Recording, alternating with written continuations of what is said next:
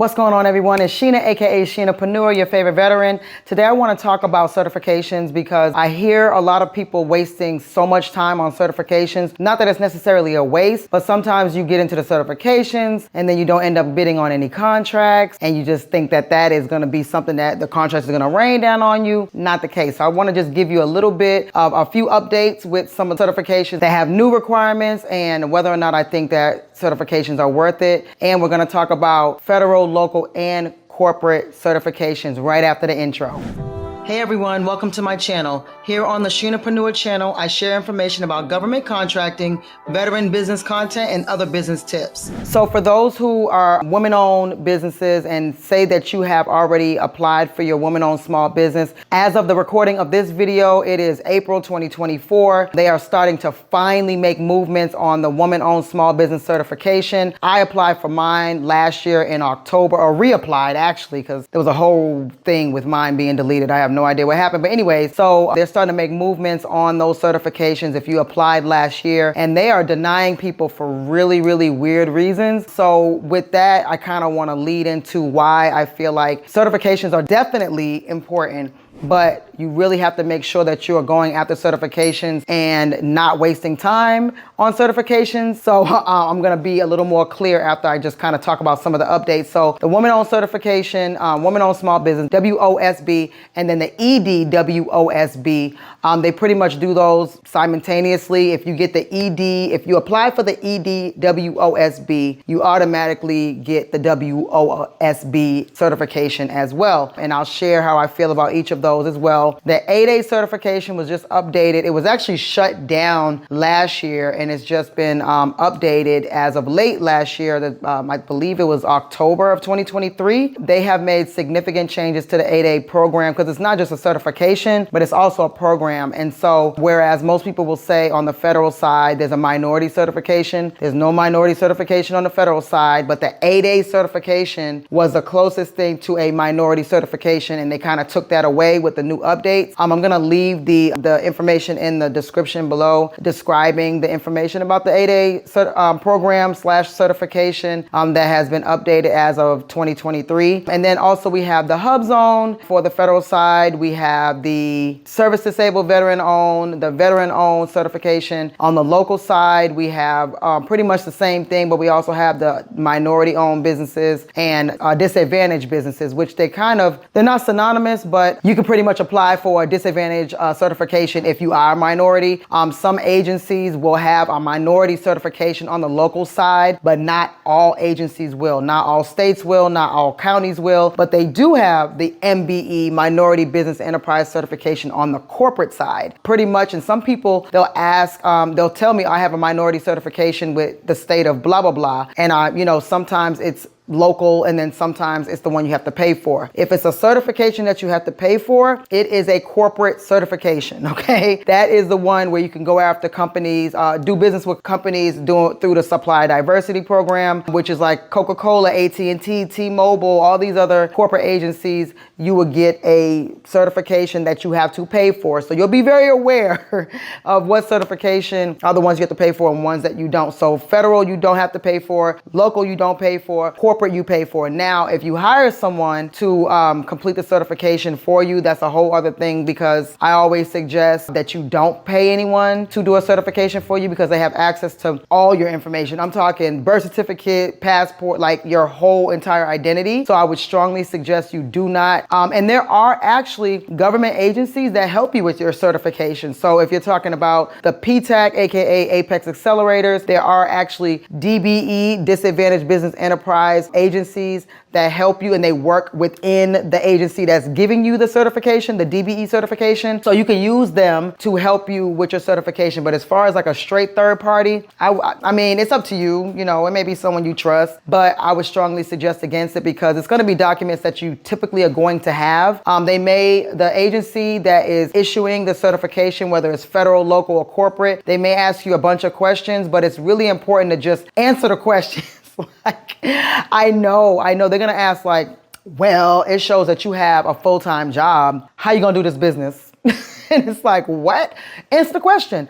So I just gave this to my student the other day as well. If you have a full-time job or you have another business or you have something where it's showing like on your LinkedIn that you're doing something else, or if you put on your application that you have a full-time job, it's been a while since I've done a certification, so I'm not sure if they ask those specific questions. There's some certifying agencies that will ask very, very detailed questions. So however they find out you have a full-time job or however they find out you have other businesses, usually it's going to be through LinkedIn. The feds is watching, okay? They will look through. I had a client years ago who had three jobs actually. Well, two full-time jobs and multiple businesses, and he didn't have the new business that he was getting a certification. It was a HubZone and SDVOSB, the Service Disabled Veteran Owned certification. He did not have that new business anywhere on his LinkedIn. And so they were asking, well, I mean, do you do this for real? Because you're asking for a certification for this business, but you have this other businesses and you have another job. Like, what you doing? So really what you're trying to explain to the certifying agencies is that you're taking this seriously. And so let's just say you work 9 to 5, okay? And a lot of people are remote or at least partially remote. So you can put on your,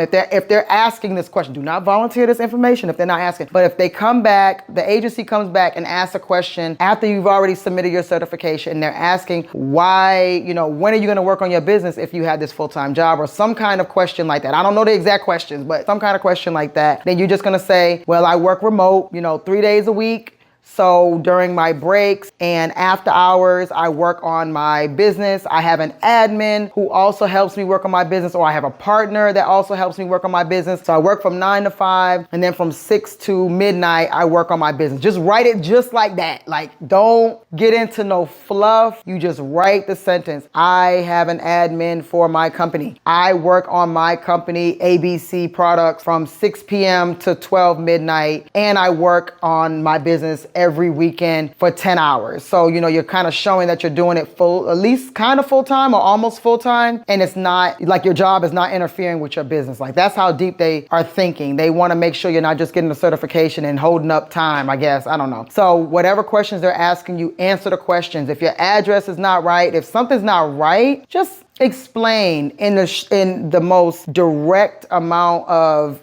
explanation that you can give, and that'll really help your certification get pushed through, because they have to answer to someone. They're asking you because they have to answer to someone, and it's taking so darn long sometimes for these agencies to get back to you. Just answer the question. Don't get discouraged and say, well, they're asking me a question and I don't want to answer it, and you wasted all that time. You wasted everybody's time. So that's what I give as a recommendation for that. Now, as far as, for example, the EDWOSB certification. Now, ain't nothing wrong. Go after all the certifications your heart desires. But the EDWOSB is really industry dependent. Personally, I have maybe seen two solicitations on the federal side that had an EDWOSB set aside. Now, I will say that maybe there wasn't another EDWOSB that I could have partnered with on a source's side, and they would have maybe set it aside for EDWOSB, but nonetheless, I don't see a lot of them. Now, I'm in facilities, so there's probably not gonna be a lot of those set aside for EDWOSB, but maybe depends on what industry you're in. So I'm not just saying don't get that certification, but I'm just saying don't go after it, because if it takes you more time to do that one. I know they ask for like a lot of financial data. Now, if you qualify, you qualify, but some of us don't even qualify for it because your net worth has to be under a certain amount. You can't have this amount of net income and all this kind of stuff. So if you're like, oh man, I don't qualify for that, go after the WOSB. There's going to be a lot more contracts available for the WOSB anyway. So if you're talking about the EDWOSB, economically disadvantaged woman-owned small business certification, 3% of the market. And then if you're talking about woman-owned small business, WOSB, that's 5% of the market. So it's like, I get it, it just doesn't seem like there's a lot of EDWOSB contracts anyway. So just go after the WOSB. I mean, and again, that goes back to making the time to do it. So some of these certifications will like take you out, because we apply for certifications in multiple states. For the local side, of course, I've already applied and secured the ones I qualify for, which are the SDVOSB and the woman-owned. So on the local side, every state and every county or city has their own. It might just be local small business. It might be minority business. It might be woman. Like I actually, for one of the counties, it's like woman veteran or female veteran certification. So it's like combined. So I don't know the method to that madness, but it might just be local. It might be minority. It might be veteran, and they have them all different. And the processes are way, way different. So, I would say if you can make time to do the certifications, then make time to do the certifications, but don't let that be a hindrance to you moving forward with bidding on contracts. Do them at the same time. Do them at the same time. The documents should be stuff that you have anyway, and that's why a lot of agencies want you to get certified, or they won't do business until you're certified. It lets them know that you filed your taxes, that you have all your legal documentation, that you have, the things that you're really supposed to have as a functional business. They're a little, they OD on it a little bit, but it helps you too, because a lot of those things you're going to need for other stuff as well. So it's just getting you ready for like the future of your business. So it's not a bad thing, but don't let it take up so much time to where you're like, I've been working on my certification for a year. Like, sis, bro, like, don't let that be, and you haven't bid on any contracts. And I will go on to say that most of your contracts that you're going to be awarded will probably not be associated with a certification. I hate to break it to you, but you may win.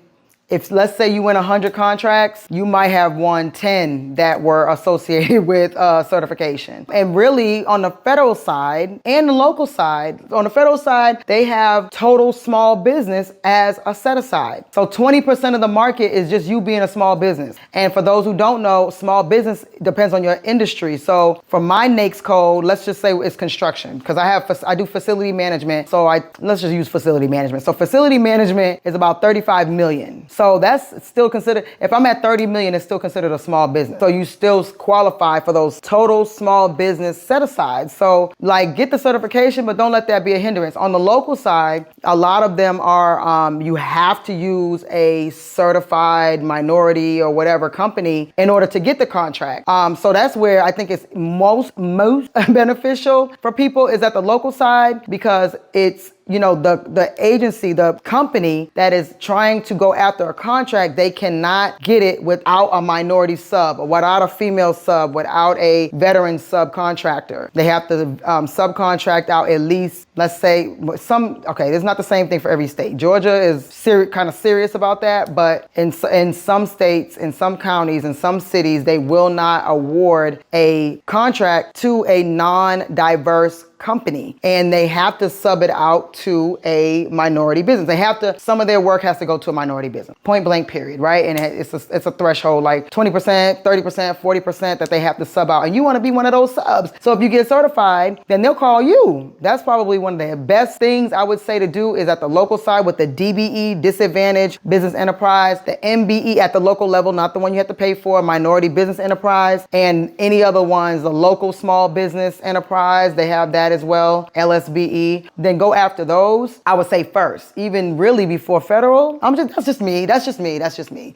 Whatever is easiest, but make sure that you're you're bidding on contracts as well, because a lot of the contracts are not associated with certifications at all. And so on the corporate side, this is the part that is kind of like, I don't know. Like, I don't even think that if you're brand new, this is Sheena talking, right? We family. I honestly feel that if you're brand new to government contracting, just don't get any corporate certifications yet, unless you have a clear way in. If you have a friend of a friend that's like, you need to get your certification in order for me to give you this contract under the supply diversity goals, cool. But just going after and paying for these certifications, I don't see the benefit in that, because it only lasts, the certifications on the corporate side that you have to pay for, they only last anywhere from 1 to like 3 years. Most of them are 1 year, and we're talking about anything from $50 to $500 a year. And so if you're brand new and you're trying to like build the relationships, you're trying to go after the corporate opportunities, time is ticking. And so you have to pay that $500 again next year. So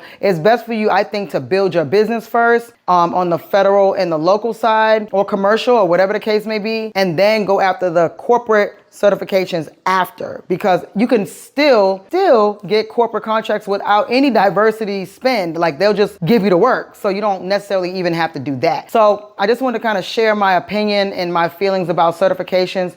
Are they worth it? Yes and no. Should you pay? Maybe not. And you just have to make sure that you're still actively participating in the bidding process, rather than just halting at the certifications, thinking that the certifications is the gateway. It's not the gateway. It is just an additive. It gives you a license to hunt, but you can still hunt. Like, you can still hunt.